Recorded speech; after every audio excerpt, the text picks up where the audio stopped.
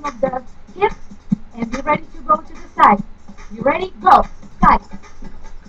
Let's change direction. And let's try that one more time. Pushing the hip to the side. And again.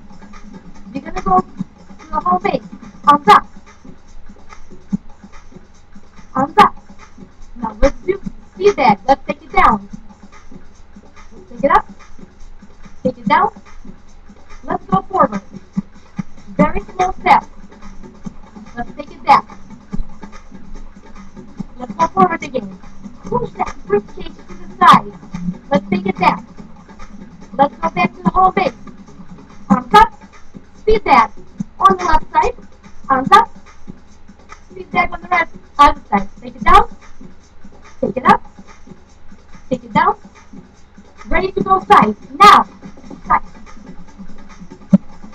The other way. 4, 3, 2. Let's go forward.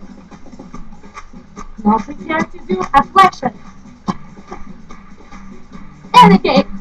Forward. Flexion. Whole base. Down. Are we going to this? Down. That's all right. I've been working for it like the longest. That's all you need.